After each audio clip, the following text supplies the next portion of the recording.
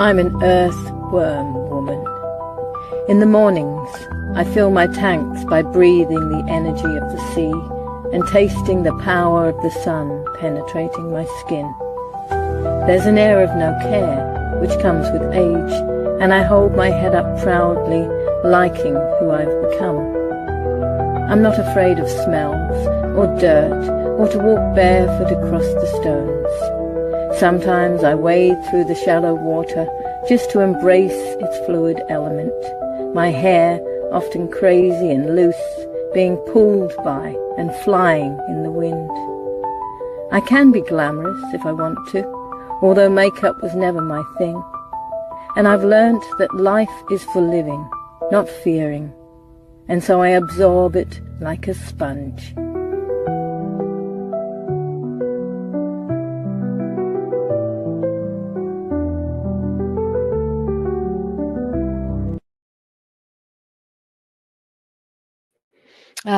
Good morning, everyone. Actually, I have to say grand rising. That's what I say.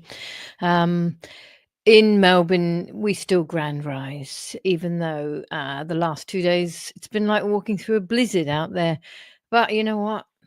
Doesn't matter. The sun will come. It will be coming, or I'm going to bloody well find it.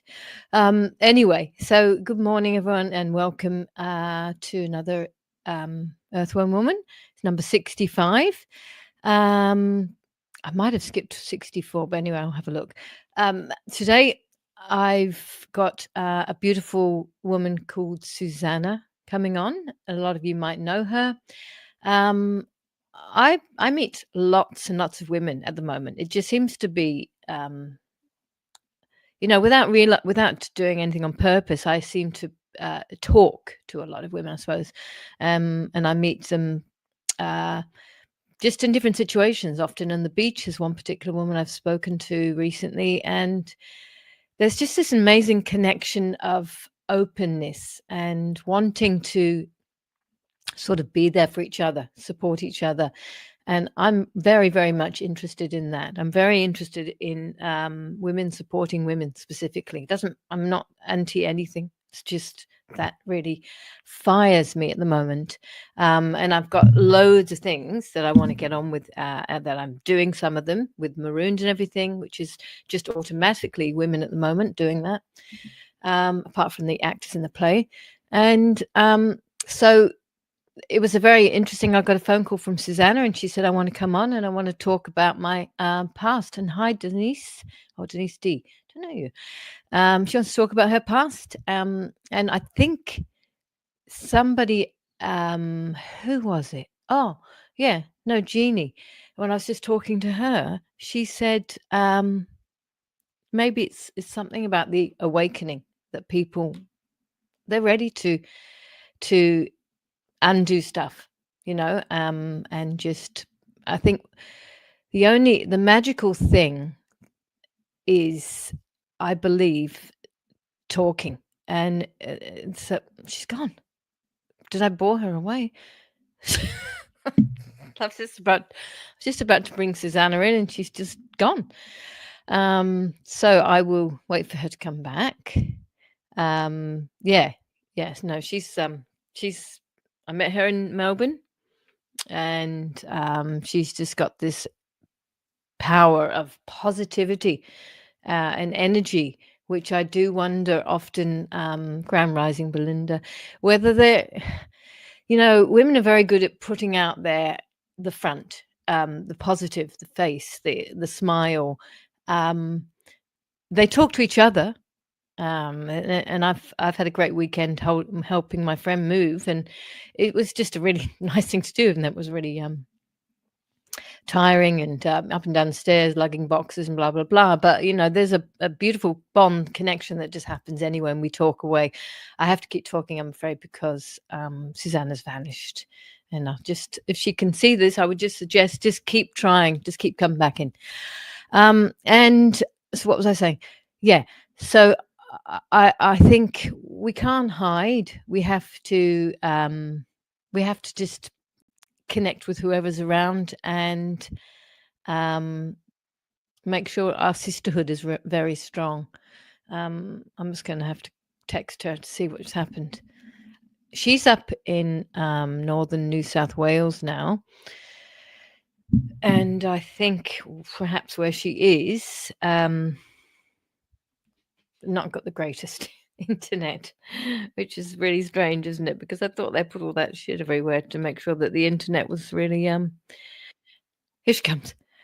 So they put that Wi-Fi everywhere so that the internet was very stable. I'm adding you to the stage, and we'll just wait for you. There she is. So at the moment, she's a blank canvas. So whatever comes out of that blank canvas will be very interesting, I'm sure. Um, you're on the screen, Susanna, if you can hear me, but we can't see you. Ah, there she is. Princess. There we go. Hi, Susanna. I was just doing a big introduction on you. And all about talking and all about connecting and specifically women being there for each other, the sisterhood. So, good morning. Can you hear? Yeah, you're a bit frozen. I'm not sure if everyone can hear me. We can hear you. We can hear you. I can hear you. It's just your visuals frozen. If you can carry on, Susanna, if you can hear me, just start to talk. Tell me. I hope everyone is well. They're all well. We're all well. Of course, we're well. Do you want to just start to tell me about why you rang me up? You said I'm ready to come. Oh, she's gone. She's gone again. Hang on. Let's just give me a second, everyone. We could hear and see you. Why is it what you do that when you get older? You have to speak your text as you send it. Yeah, I think she's near you in Mullumbimby. So she's probably there we go. You guys talk to each other here. Let's have a talk. Does anyone else want to come on in the meantime? Hi, Maddalena. Back in the beautiful Melbourne. We might push 15 degrees today. In case anyone has just joined, Susanna's just lost her. She's lost her Wi-Fi. What do you call it? Connection. I'm not exactly sure where exactly where she is up in northern New South Wales, but yeah, she's in a part obviously with not great reception. Now, this is not going to make much of a fun program. So, what I'm going to do discussion. Just wondering if anybody else would like to jump on and just talk. I can send you a link. Just while we wait for her, because this is all about her story, and Susanna wants to come forward about her past and her family and stuff.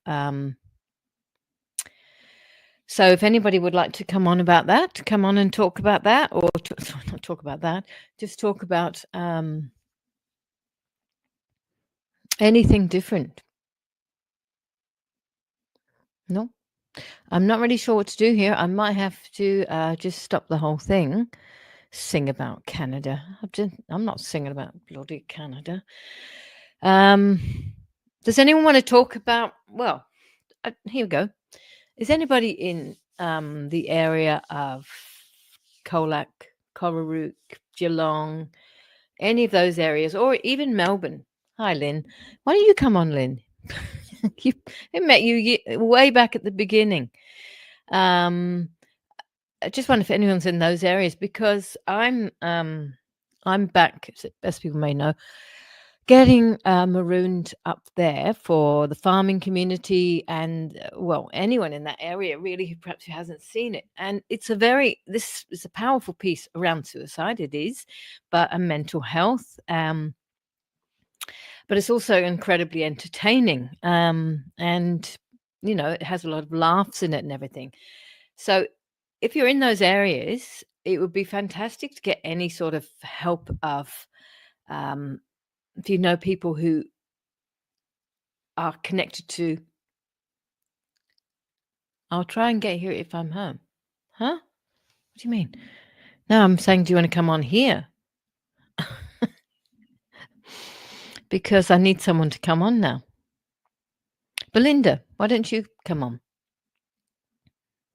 So if anyone's in those areas, she's texting back. I'm wanting to try and make it's more of an event. I'll bring it anywhere. Nina, I would bring it anywhere, but it, I have to pay actors, I have to pay venues, and I have to pay travel and all those things. So here she comes. Hopefully she's back. Add to the stage. Yeah. Okay. There we Fantastic. go. Hi, So Rohana. they don't want to hear me blabbering onto myself. I was just talking about Maroon quickly. So yeah, it's on the 12th and 13th of December up in that area. Talk to me, send me an email if you want to know more, or if you can help me. And I'll add that at some point on the pages anyway. So you look great now. Well, you didn't look great before. Yeah. You looked great before as well, but now you're It's clearer now, is it? Yeah. Yeah. Lovely. So Beautiful you neighbours called helped me me. out. Fantastic. I did. So You I called me feel, when I was yeah. just in a point where I was saying I'm really connecting a lot to different women, and it seems to be just an automatic thing. We're connecting and wanting to talk about stuff, and so I just want you to go ahead and tell me, talk about why you felt the need to call. Yeah. Yeah. Well, it's so important. I felt very called. I have for some time. So in relation to, so the crux of it is, I think fundamentally, first, I want to start by saying I have such a deep love for the human spirit, and we are all such, wonderful, magnificent, human beings, really, in our true essence. But yeah, why I called to ring you, want to speak to is the trauma of childhood sexual abuse and the impact it has on survivors. But I want to speak to the fact that beyond being survivors, we can also thrive as survivors of childhood sexual abuse. Obviously massively brave to come out and say all of those words in one sentence for a start, and then to that's a massively vulnerable place, and so good on you for actually saying, well, it is, but it's so important because in silence nothing changes. Not taking away from the validity of sitting in our own silence and having our own, but when things are not discussed, things do not change. So even if I look to my family unit, there were some aunties and people who didn't directly know that my father was sexually abusing me, but did know to his potential for certain behaviours. But they were in a generation where these aunties love me dearly. I love them dearly. They have not done anything wrong, but by virtue of the era and the time they were brought up in, they couldn't look at their own trauma or so it wasn't verbalised. It wasn't able to be verbalised at those times, I feel. Such a awfully isolating place for you as a child. Well, see, yeah. So for me, because it was in my family home, I will speak to. As a child, it wasn't in my conscious mind as a child. I was not walking around in my childhood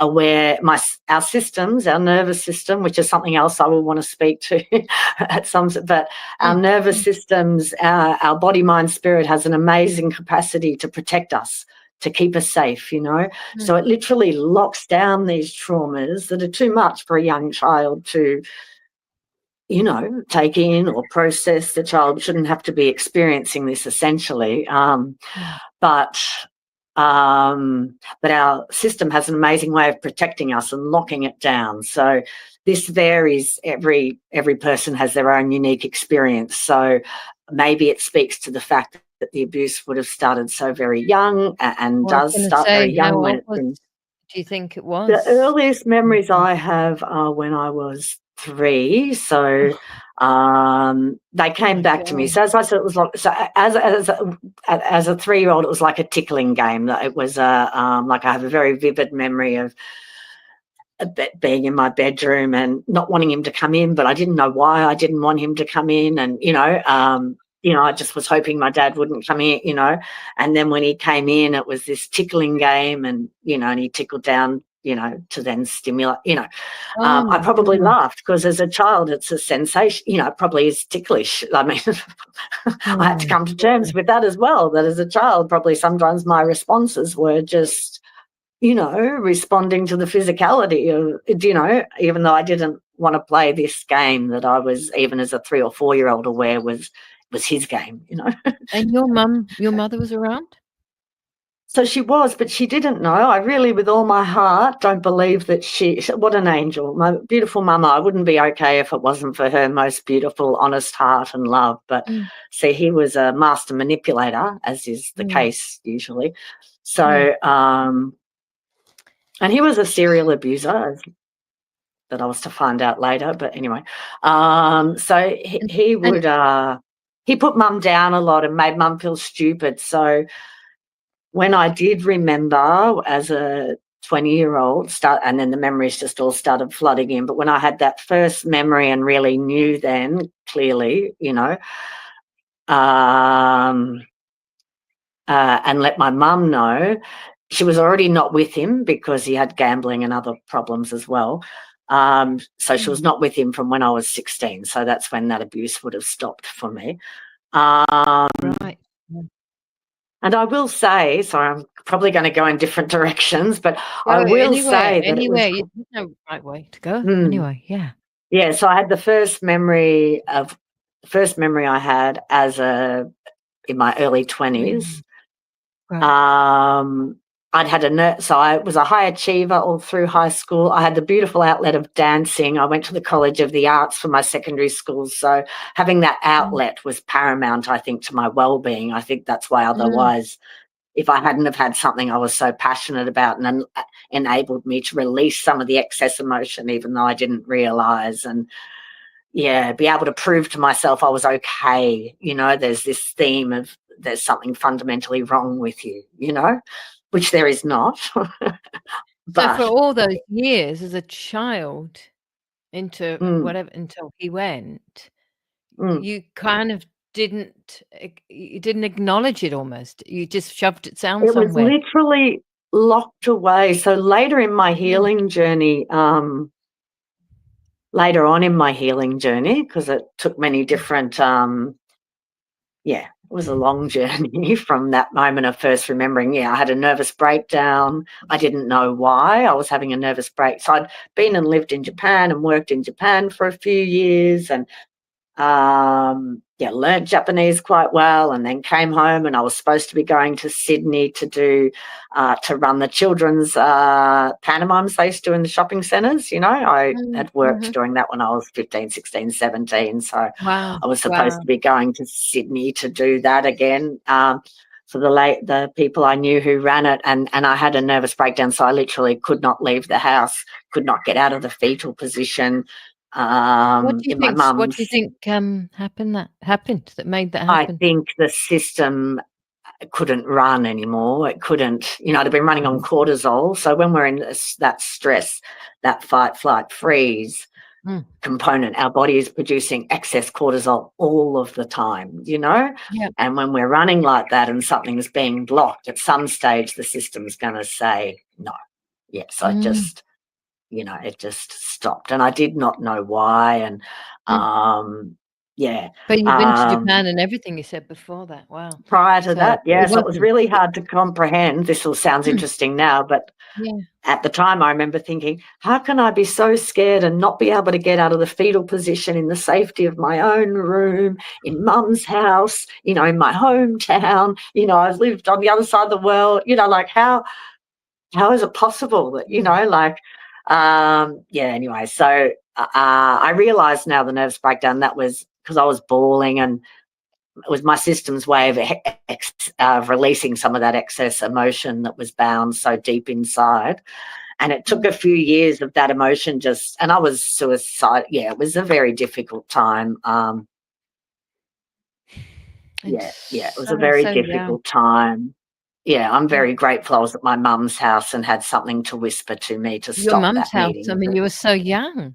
You were so Yeah. young, you Mm. needed obviously, Mm. you already at that age where you say that I was at my mum's house, it's like there was a trust that was you didn't even trust that these parents were people that would protect Mm. you, even though, Yeah. your No, mother mum I did wasn't. feel safe with. Mum Yeah. I was safe Yeah. with. See, when I had the first memory and told mum, she had trouble understanding what I was saying because, I probably wasn't using very clear language initially as Yes. well. I was probably just Yeah. saying that I remember that Dad Skirting touched me around. and it was, in a bad way, and she never saw him hit me because he didn't, or, he wasn't violent to me in that respect, and the thing is, I wouldn't have been, when he was raping me, I wasn't screaming and things. My system had already learned to freeze, so.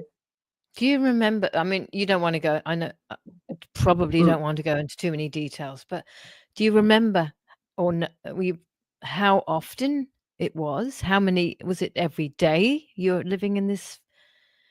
Probably not every day. No, no. Yeah, I yeah, don't yeah. think every day. Something But you must have is just dreaded him being around. well, see, this is it. It was such a honestly, Rahana, see, in the waking hours, this is gonna sound so odd, but this is just the Yeah. truth of it. In the waking hours, I had 2 older brothers. I was the baby girl. I was the daughter. Oh, Well, I was the baby girl, and mum felt so blessed to have a girl, and, I danced and my brothers loved me, and my dad put me on a pedestal, if anything, in that. Do you know what I mean? Like, made a fuss about, but not he. Yes, it was a big wow. contradiction. I think I learned at a very young age that I was the only one that could work this out, Yeah, to yeah. make this And okay. Like, I you realized mum really didn't know. Like, she really didn't, because, you know, yeah, it she sounds didn't. like I you just covered it really. up as well by you saying you Mm, were a high achiever and all the dancing and all of that. So all the attentions, mm. on Like, the only something. time it presented that I am aware of in my childhood, like, I love school and have always been who I am, love people and Mm, life, and, mm, and bright, and I love school and love my dancing, as I said. And at age 8, which I think coincides with the very first memory I had, I was about 7 or 8, the very, very first clear, vivid memory I had. I'd been wow. meditating at that point, morning and night, religious, like, 20 minutes morning and night, right? 7 and 8. This is at like, no, sorry, at like 23, but the first time I had the memory of Oh, this, oh, yeah? oh, oh, So oh, I'm about okay. 23, and at that point I'd already broken down and was on my healing journey, so trying to put things in place to help me understand myself, and was meditating day and night. And then this one morning I sat in meditation, and it just started, this flashback came back so very clearly. This first flashback was of me being in the car, in the front seat of the car, which was unusual at age 8. Like, I felt like it was unusual. And it was at night, and we were driving really fast in the back streets, like just outside Hamilton, where we lived in country Victoria. And I was bleeding and in pain from my vagina, I was bleeding and I was in pain. And it was like I was coming out of shock, which I don't know. I think it's possible he used drugs as well, potentially. Oh, And he was driving the car, and as soon as, and in this memory, so it's of me in all this pain and hurting and coming out of shock, and I just looked at him, and in this first memory, it was like I just knew what had happened. I knew he'd hurt me there, in the very first memory I had of this instance, which I think is probably the first time he penetrated and put me into shock. I'm sorry if this is vivid for people, No, but no, no. in any case, See, this is how it's well, coming out. what it does for me, I just wanna hit people. I would just wanna smash someone's face in. You're an innocent child, and all he's causing is pain, and that's it's So the horrendous. reason I spoke to that then is because I think that's one time in my day-to-day life. So what happened is all of a sudden I was really, really scared. Mum didn't know what had happened, Right. because nothing had happened. It wasn't like I'd had, a fall or been in some accident. Mum was completely unaware what had happened. So Mum was really thinking something must have happened in school, because I didn't want to leave Mum, because I was safe when I was with Mum again, yeah. So it never happened when Mum was around, so, and I couldn't go to school, and the only thing I could do was make myself go to dance, but Mum would come with me and sit in the studio while I was doing my dance class for a few weeks. This or something when this went on. And Mum approached the school, and the school had noticed, something wasn't right. Mum just thought something might have happened at school, maybe with kids, something. She wasn't thinking along Never these lines look of. in front of them. Yeah. Well, no. As I said, they're like master manipulators, so that's part of how they get access in a broader And also sense for to your so many. mother and your brothers, if they were aware of anything, then they would have to be accusing, and admitting. Yeah, So someone's yeah. asking, didn't she see the club? But she was a child. She's not gonna be seeing No, that. Um, no. So, and then the school was really worried about me, and the school was worried something was happening at home. But anyway, then that passed over a few weeks or whatever period of time it was, and then I went back to being my bubbly. Do you know what I mean? So, what I was later to find out, as far as how our body deals with trauma now, let's just go back to the basics now, stepping away from the details of things, but the way our body handles and processes trauma. So, I did a lot of different things which were helpful to heal the trauma, from counselling, a lot of writing, a lot of different things as an adult, now, on my journey. And then I discovered network spinal, which is the work I now do now as well. It's a beautiful modality because it helps to identify where these things are like stored in the physicality, in the body. Right. And on my Yes. own journey with that work, getting care, so after my body started to have a sense of greater safety was the first thing it needed to do, then it started to like uncover these where the body had stuffed these wounds, because again, as the young girl, I wasn't screaming or it wasn't being processed in any way, so it got locked down, So then one point arrived in my trauma. So with this work, the nervous system of the person who's being worked on guides the treatment where the contacts will be made, and then at different times different contacts and things will open up when the person's system is actually ready. It will reveal them, so to speak. So in my care there was something being revealed to me, a gateway up through the top of my neck. So these contacts are very, very light, right? But what would happen is when the practitioner came in to make a contact, I would just start screaming, they were hardly touching me, right? But my system was now opening the gateway, so to speak. And they came in and they would come in to approach the gateway, and I'd start going, no, like literally out loud, and they're not doing anything, right? But what I was to discover when the time arrived where my system was secure enough to lean into that gate, actually to take a breath into that. What happened was, this is quite intense, but very clarifying. So what happened in that moment when my system was safe enough as an adult to explore this that it had locked down, what it was, the memory associated with that was when I was in my room. I think I'd been asleep, probably tied in with this 7 or 8. I think it's the same incident, potentially, most likely. And it's like I woke up and was in all this pain, was really hurting and crying and screaming. And then it's like I look over my shoulder so then I had this clear memory of this. So then I look over my shoulder and I see that it's my daddy hurting me, right? And that's when my system, what I understand now is that's when my system just locked it all down. So I think then moving forward, each time I think I would freeze before it even started. Do you know what I mean? Like I would just lock So down and be in my mind. You never beating cried myself up, out or let him see? No, this is what I mean. Yeah. As I spoke to, he may well have used drugs because my auntie has a very clear memory of him, and it's very evident there was a drugging involved there as well. So there's high potential that was part of it. I'm just not, Was he picking I don't times, know, do you think, when no one was around then? Was he picking No, times I when no think one things was around? happen in the household. There's a time in the household when everyone's asleep at night, Like there was one time, this was clear from the moment it happened. So there was one incident when I was about 15, not long before Mum left him as well, tied him with other things. But there was one incident in our house, and that is I was aware of, we were aware of at the time. This incident was, I was in my bed, and then, it's like I woke up and he was in my bed naked, lying behind me, right? In this instance, right? And in this instance, though, I had a very healthy, normal reaction. I just screamed out, "Get out of my bed," right? So, get out of my bed, right? So this was quite a normal not normal behaviour on his part, obviously, by any means. But I screamed him to get out of my bed and he wouldn't.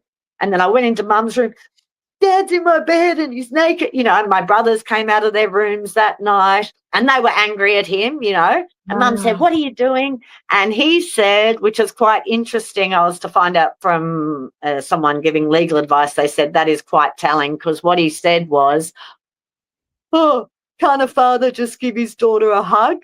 So they said the fact that he didn't even say he was drunk or he went to the wrong room, the fact that it was normal for him to. So I don't know in that instance if he had, I don't believe in that instance he'd actually raped me. Well, at least I didn't, I don't know. I don't know. But but that was all clear at the time. And while you were asleep. While you were asleep. Yeah. Oh my God. Yeah. Wow. Awful. Like very sick. Obviously, it's a sick, twisted mentality. Absolutely. Yeah. I mean, the child, these young children who are abused, sexually abused of, so many years of maybe thinking it's them or their fault or, Well, this is it. When I had these memories when I was having the work done, and I had these clear memories, and there was one at that similar age, and in the whole memory, so it's like he's there raping me, but it's like I'm completely detached from that, already gone into this frozen thing, I suppose. And in my mind, the dialogue of this memory I was having of this 8, 9-year-old girl was, "Why aren't I stopping him? Why aren't I?" I was just beating myself up for. Yeah. Wow. It's just awful, right? That is an abuser, you see, and a person who's abused just thinks it's them. They think it's them. Exactly. They're the ones to blame in any shape or form of abuse. And someone But again, I want to come earlier. back to, so it doesn't have to stay bound, though. So in the bigger scheme of this conversation, I really clearly want to also be very clear that we don't have to, it's not a life sentence. Forgive yourself. Okay, it really doesn't have, I can understand how it has been a life sentence for people and they have taken it to their grave. I understand with all my heart. Just before you go there, because obviously, yes, someone said earlier, and this is the truth, and this is what I really feel is happening now with us women specifically. I'm not going to speak for men. Of course, they've got stuff and they need to get rid of it. But there's a breaking the patterns, breaking the generational trauma, breaking the patterns of abuse is the time now. That's why all these fucking pedophiles are coming out of the woodwork and, in the royal family, etc. It's time to sift. This will probably get taken down now. Just for whatever. This will probably get taken down from everything now. But the thing is, well, then that only speaks to the truth of it, doesn't it? We're reaching a point, as we know, where there's an awakening. We know that some of us are just there's a reason why we're here now. Yes. So, carry on with it, about the healing. Absolutely. Oh, yeah. Well, I just really want to be like, it's so powerful. Brave Virginia Giuffre, having just really, what a magnificent soul and what wonderful strength she showed to continue speaking. Yeah, Do you to the think that network. she did So, take her own life? Oh, who knows? huh? Yeah. I do wonder. Yeah. But I know that stirs things up. So I really want to just speak to survivors out there and to everyone, and speak to those deep traumas that can really feel like they're going to they might stay with us forever. And it does not need to be the case. I've started recently speaking to, now there's nothing simple at all about the trauma, but if we look in a simple way, if we can, just to the nervous system. Our nervous system makes everything function in our body, right? So its role is to process the information that it receives internally and externally. Yeah, that's its role. Yeah, and ideally it processes that information, it moves through, and then it doesn't have to hold that information locked in the body, So if you look at a duck, it gets a gunshot goes off, it gets a fright, it shakes, it moves through its whole system, and then it's as calm as can be. It's not carrying that fright anymore, yeah? But when the nervous system doesn't have an opportunity to express, and puts mechanisms in place to keep us safe as children, then that energy becomes bound in our system, yeah? So our system stops communicating with that part of the spinal cord or the nervous system that is locking that information, but in our physicality. So we can unravel that, and we can bring that that can come to the surface, to not to need to even relive everything, but just to allow processing to occur, so the nervous system doesn't have to have that energy bound inside. Yeah, and anymore. it's almost like being more powerful than it, It's like, well, there is a power. Yeah. Under each pain pattern or each challenge we face, there is literally a gift, a powerhouse underneath that. Eckhart Tolle refers to it as the pain body so beautifully, So they're all those pain patterns that the body put in place to protect us, to keep us safe at the time, but they don't need to be bound there anymore. So as they unravel and they're allowed to express and move through, what comes up from under there is a gem, like the crystal has to be crushed, to form, So it's like we have these gems, these crystals, these parts of ourselves that we thought were taken away. No part of our soul can ever be taken away from us. No, exactly. Ever, right? But it can be in a disconnect, by virtue of being a bit smothered, it's holding on to a certain pain pattern. But there's always amazing information underneath that, and knowledge that we learn. And then we start to vibrate at different frequencies because we've moved through that lived experience. So, as much as we signed up to be here now, that involved us equally signing up for all the experiences. And I don't say that lightly. I speak to that with myself. I know that I needed to come in to have that. Look, it shouldn't exist, but in a world where it's rampant, me having had that lived experience then gives me an understanding I would never really quite have, to be able to now be in a better position to speak to it, or to the work I do with, or, in different ways, even just by processing it, just our being holds those codes then. Yeah. Many people can't speak still until the time is right. So the right people get their karma and punishment. Yeah. But that's not where your parents aren't alive. No, I'm anyway, not coming from there, because obviously I did explore the court process with my father for many, many years. I carried the burden of just knowing that he would be continuing his behaviours because he'd had them all his life. And nothing was done about it in the court system. One time it was investigated for a year. The guy leading the investigation was wonderful, and he really thought it would go to court. But of course it got stopped by his superiors. So this is what we find is always happening. So I want people to know that as much as it is wonderful, obviously we want people to be held accountable without question, but you don't have to wait for someone else to be held accountable for yourself to heal and come into greater embodiment. So this is it. The power actually is always going to be within our being, actually. Yeah. And by virtue of that, things do shift as well, exponentially. Yeah. So but we after you obviously from 16, how long were you in a sort of a breakdown period then?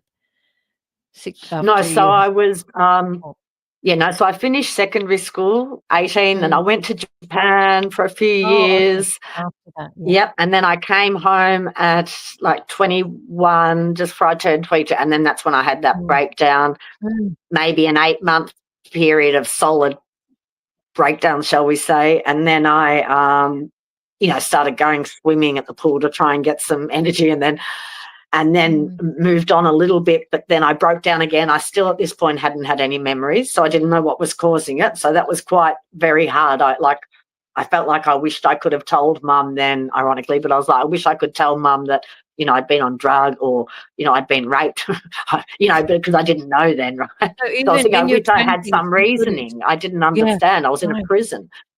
And that's when I understood that hell is... Yeah, that's when I understood very clearly, though, hell is not a place. It is a state of mind, Like I felt like I was in that.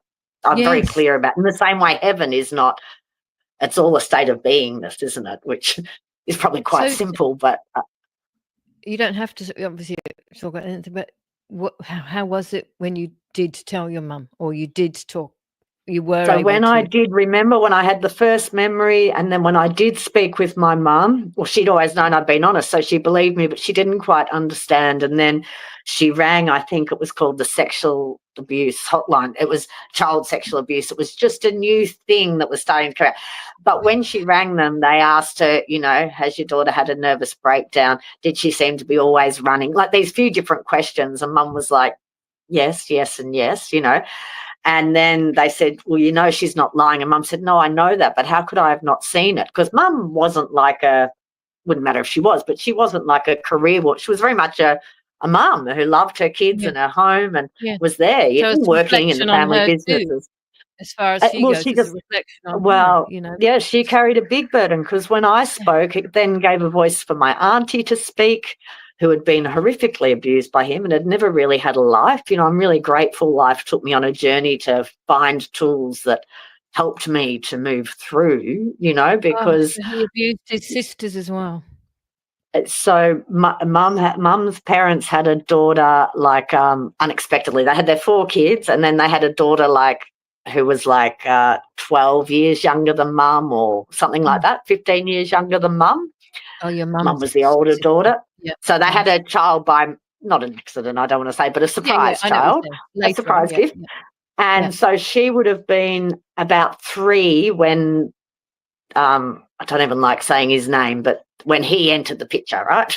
When Mum started dating him. So that would have been the first point where he got access to this young girl, and that would have been an innocent family that wasn't looking for anything like that. You know what I mean? And he wouldn't have done it in front of people, obviously.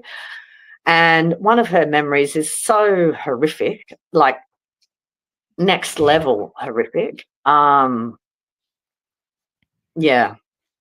But anyway, the good thing is that me coming out did give her an opportunity to have a voice, to speak, to what she'd never spoken to anyone about it. Because you came forward. Yeah.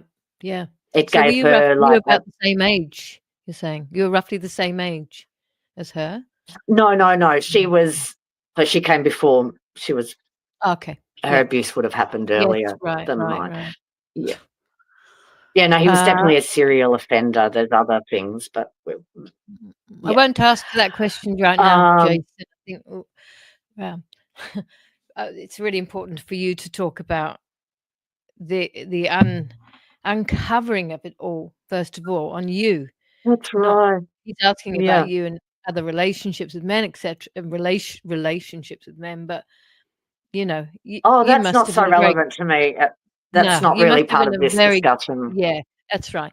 You must have been a very guarded child, girl, and young woman then. So coming to terms with this and trusting that you can actually talk to other people and without them going, Suzanne, you're just, you're crazy. Well, the thing is, when I first did speak to it, because when I had my first memories, so I was like 23, so we're talking 30 years ago almost, yeah. And when I first started to speak to, like, I had to start putting it together, come to terms with it myself, because it's because very it was hard something to that comprehend at 23 how you could be remembering something no. That was Just on a mind-boggling. completely different thing. I mean, my background, there's periods when I cannot remember, but I can remember something way before it very clearly.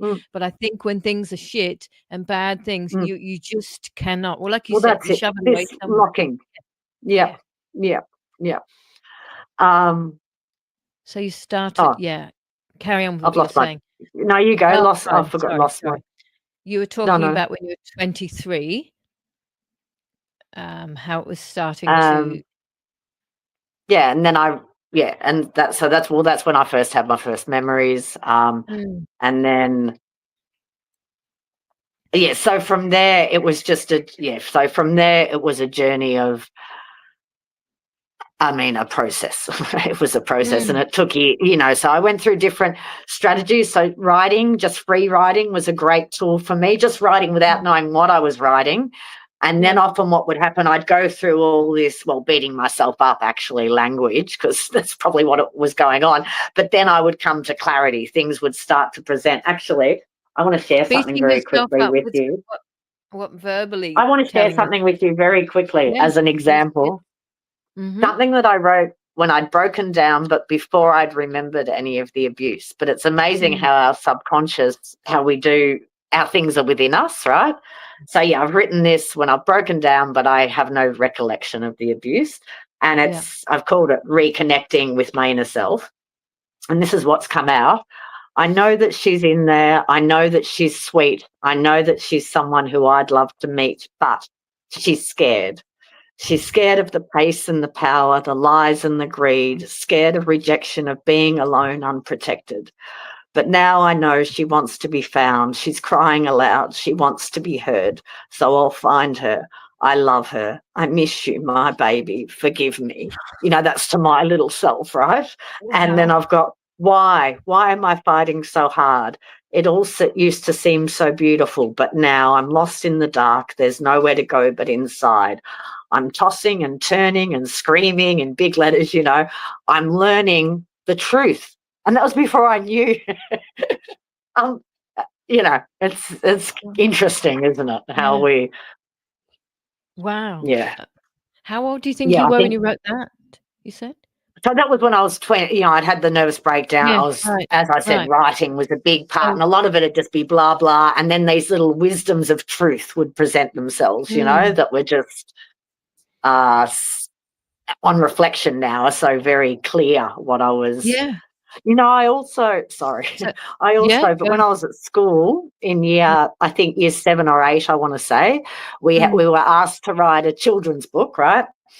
Just a little children's book, but that would teach the children's, something that was a bit educational, would give them some, I don't know, something, teach them something, right? Yeah.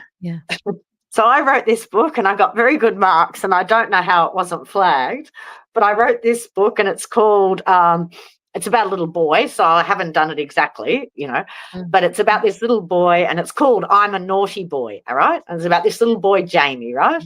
And this little boy, Jamie, talks to God all the time and everything, and then he's all excited he's going to school, and, there's one moment he's listening to the Flintstones, and then his dad comes home and he's like, oh, please don't let Dad hurt me. Please don't let me have done anything wrong. I make it look different, but the words I use are very interesting, right?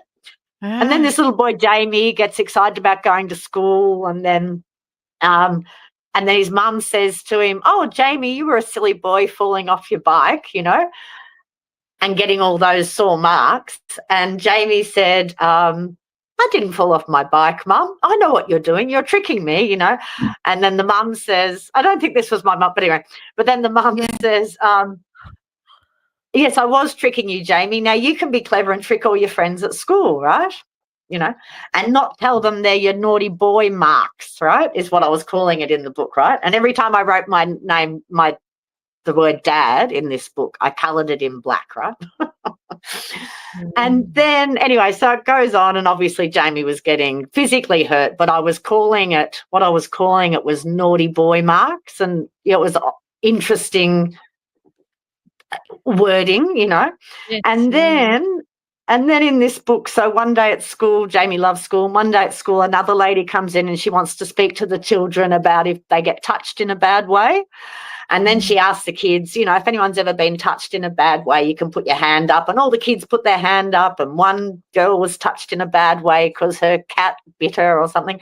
And another boy was touched in a bad way because of something or other. But Jamie has his hand up. And then they said, Jamie, and Jamie says, oh, I don't think Dad means to touch me in a bad way, right? And so then all Jamie's problems are solved, because then the teachers come to the house and, and then in the end of the book, Jamie finds out he never was a naughty boy. He finds out he never was a naughty boy because it's his dad that was the naughty boy. So, Susanna, you were crying for help but unconsciously, because at the time I just, I got great marks for my book, and oh my goodness. But no one heard you.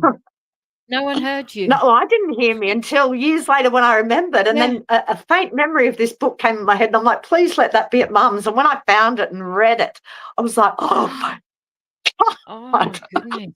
You should publish it now. Just changing myself to be a boy, not a girl, and changing it, not sexual, but just being hit, which I was never hit, but the wording just says it all. It's, anyway. Oh my goodness, that's just another incredible. tangent. But how our systems and process. Like someone said, Nina here, she wants you to get her in touch with her. I believe she's in the same area as you. How do the teachers not see that? It's reflective of the times again, I think, probably. Yeah. They wouldn't have known. And I wasn't a child turning up looking, I was full of joy, I was good in my waking hours, I really wasn't presenting. I do understand that. This is you. So when I broke down. Yeah, right. When I broke down, and then moving forward from there, I had 20 years while I was raising my daughter that it was regular, the overwhelming emotion. I had memories as my daughter went through different ages, she'd reach a certain age and then I'd get flooded with memories of that age, that's what I noticed happened. Like protective mother as well. And you've become a chiropractor as well, haven't you? Well, because of this work. So I taught dance for many years, which was wonderful. I was teaching ballet and contemporary for many years. And then, as I said, I got recommended to go and see Con, who does this network spinal work. And after I went on, it's a journey you go on, because the body needs to be feeling safe first, and your body guides it at its own rhythm and timing. But as my system started to unravel these memories and where they were in the physicality and feel the actual reality of them releasing, not just me being aware of them, but they're actually unraveling through the system, I was like, oh my goodness, this is what I have to do. This is how I can help people best. So then I went on to study then as a mature age, which was like 6 years study. I didn't know what I was getting myself in for, but I didn't realize chiropractic was different, was a separate thing. No, it's because it's because a lot of people associate chiropractic with more manual. There's a lot of modalities of chiropractic. So I specifically studied to do, I had to study everything to get the title chiropractor, but then network spinal, this modality comes under a chiropractic banner. So is it Donald Epstein Network Chiropractic? What? Yes, that's the one. Oh, that's just horrendous name, Epstein. Every time I saw that going up. I didn't know. Yeah, his name is Donnie Epstein. What is she putting all these words connecting up with what she's doing?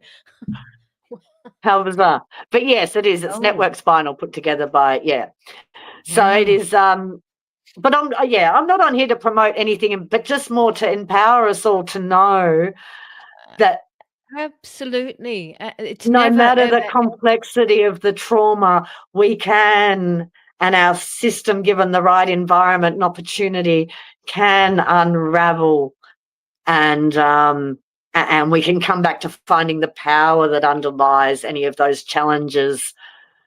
Which is healing, but it's even more than healing, because it's like you said, It's it's over. transmuting it. It's empowering you Yep. again.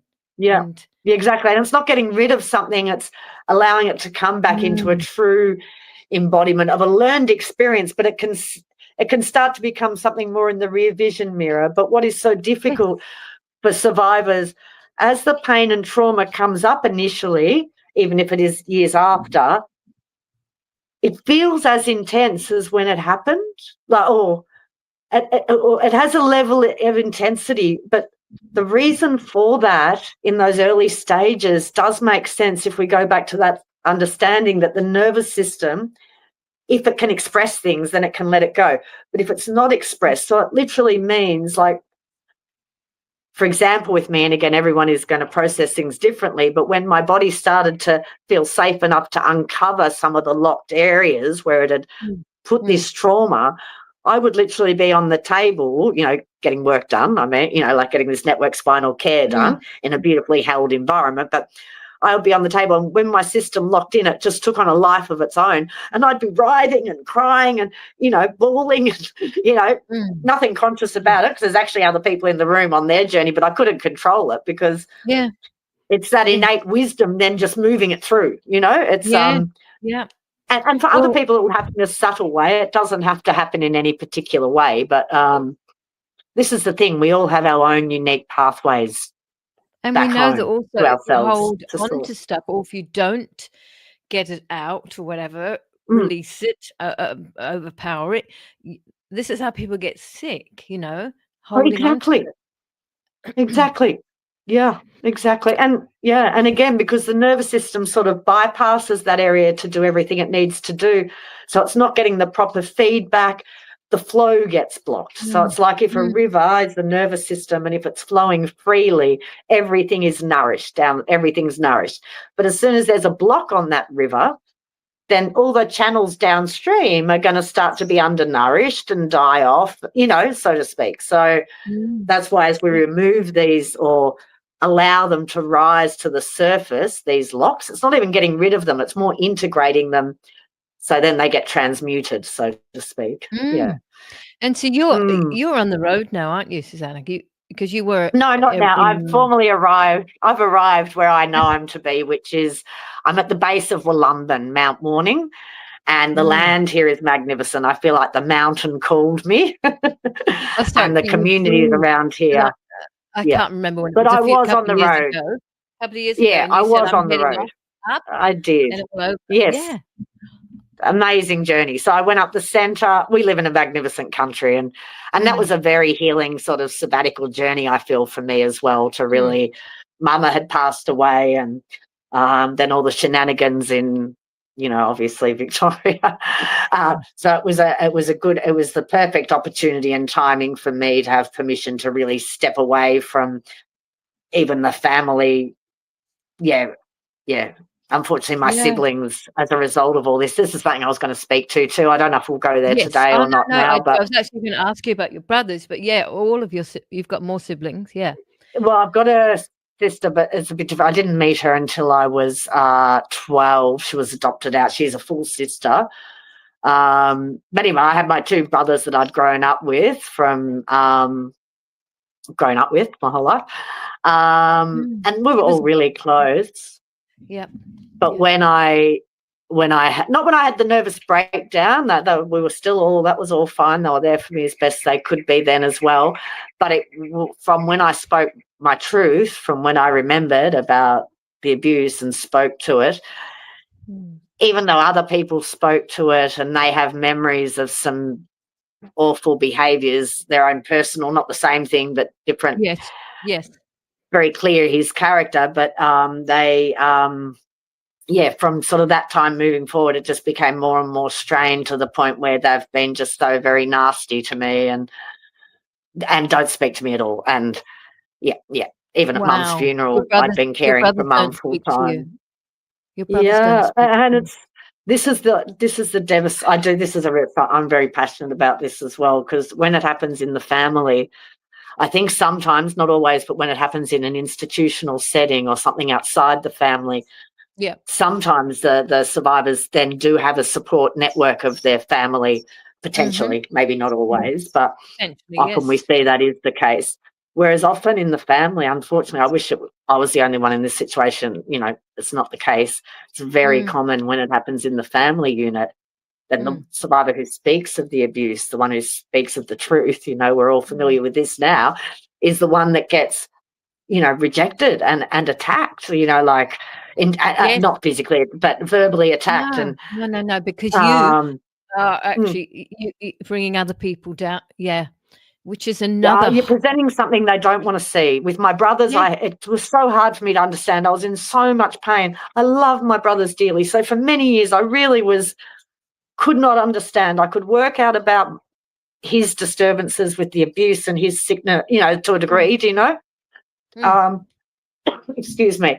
But I could sort of come to terms that he's a sick human being doing these sick things, But it was really hard to contemplate how then that overflowed to people who had loved me, like rejecting me because I'm telling them that he raped me when I was, and I had other family members at different times when I went to the police, and that even family members who were very much aware of the abuse, but they were scared of him, maybe. I don't know.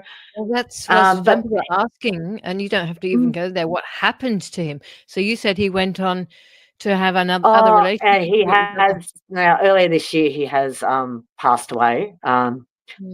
Yeah, so he never got held accountable for anything. Never got held accountable. No, it went as far as this. This, as I said, a year-long investigation was undertaken when my other auntie spoke as well, and I had already spoken to police. And that's 30-something years ago. He managed to, who knows how many other people he abused afterwards. No. That was a great burden for that burden, I think, left me maybe 4 or 5 years ago. He didn't leave 4 or 5 years ago. He passed away earlier this year, but about 4 or 5, maybe a few more than that. No, maybe before COVID and everything. So maybe 7 or 8 years ago. It was just like that burden eased. So I don't know where he was at that time in his life, whether he didn't have the capacity or wasn't getting out or didn't have access. But I felt like it stopped like a few years before he passed away. I felt like but prior to that, there were times where I'd get strong, like dreams or something, and my heart of hearts just felt like I knew he would he was abused, awful. Goodness. For years I carried that. So as long as I thought there was that thread, I did what I could to try and but of course you did, and but you do have to let go when you. You have nothing. You did nothing. Nothing. Yeah. No. You were just an absolute victim, which is just awful. But beyond that, I am but we can thrive. Beyond that, we can. It doesn't have to stay. But I have faced lots of challenges. Yeah. So, because I definitely want to leave it as, Look, it's helpful as well. People just hearing some of the dialogue as well, potentially. I don't know. So, my only wish or hope would be is always for people to know that you're not alone, to know that we can get through this, to know you're okay.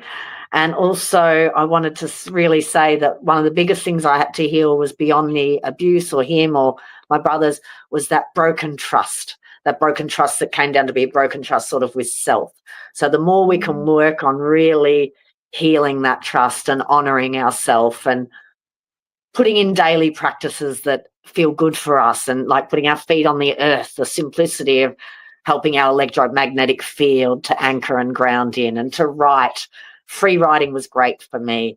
Writing. Yeah, I love writing. I'm actually thinking of going away for a few days and just spending some time working on some of these things that I want to get out of me. Happen though. But and then just the little things, just deep belly breathing techniques, things to ground us. Yeah. But if And anyone know that we can. like, look at Susanna. You just and this is what I'm saying. If people have to realize we've got each other, and you Yep. don't know what someone has got trapped in them. You know. Yeah. Exactly. Yep. And I would definitely recommend this network spinal work. I know I said I wasn't going to, but just because I always go there because it was so helpful for me. And there's a lot of practitioners in Melbourne and in the cities. So that's what you do, yeah? That's what you do. That's what I do. That's what you Yeah. I started practicing here as well. Yeah. And it's not just specifically for but it's a wonderful modality. So if people are, that's what that is Have you called. got So we lots of touched on that Victorians before. up So there? do know that. Huh? Have you got lots of Victorians up where you are? I'm sure that's Yeah, probably more and more people. It's a magnificent part of the world here. As I said, I feel like the mountain called me, actually. And from the moment I arrived here, literally pulled up here, I just felt so held by this sacred land. And by virtue of that, there's such lovely communities around here. You know, I feel because the land is so lush and sacred, and I don't know, the mountain Wollumban has a presence. And I feel like the communities around here really reflect that most beautifully. Like every Friday morning, people who know me know how much I love to dance. It's an important it's an important medicine for me, dancing, actually, to release it. And every Friday morning in Yukai, the little village near where I am, the community gathers to dance from 9 till 10:30. Not the whole community, but 30 to 50 people are in there. And someone different does the playlist each week. And it's such good, it's such good medicine. So I want to come up on Friday. yeah, right. You must. You'll have somewhere to stay, Rohanna. I'm looking at lovely to speak with you. Thank you so much for opening up your soul and your guts.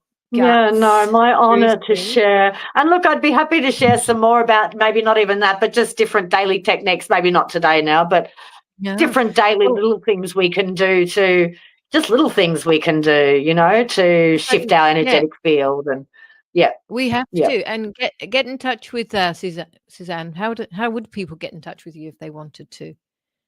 So the best way, it's either the phone or the internet. I'm not, my website, I'm sorry, fell by the wayside. I was reluctantly paying my... Yeah, sorry. They can contact me at the earthwormwoman at gmail.com. For now, I'm going to get a proton mail or whatever we have to get. And also, I want people to send me your emails because I heard something else today that things might not be going so much into this whole under 16 thing, that they might be just doing sporadic ones and, you know, talking like it was probably a bit much of us to ask.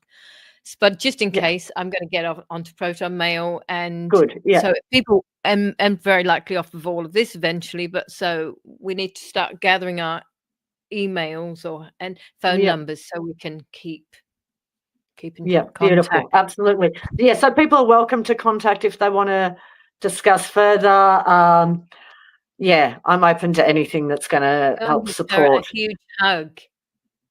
Oh, bless. There's her email for you. Beautiful. Thank you. Much love to everyone. Thank you, Susanna. Massive hug to you. And I hope to come and see you at some point. And thank you, everybody, for being here. It was a very thank you, everyone. Much love to all. Ciao, ciao. Okay. Bye-bye. Bye. Bye-bye. I am not just a product made to satisfy the pocket, nor do I require the same fame others seek. I desire your heart, the passions that make you a woman, any woman, every woman. My scents are a representation of purpose, courage, confidence, each botanical ingredient a praise of thanksgiving and self-care. The way I feel upon your flesh, a comfort of nourishment, as I feed dehydrated and depleted layers of skin, bursting for a new life of regrowth and youthfulness. If I stir your soul with each application, let it be known that you, too, are an intimate duet, woman.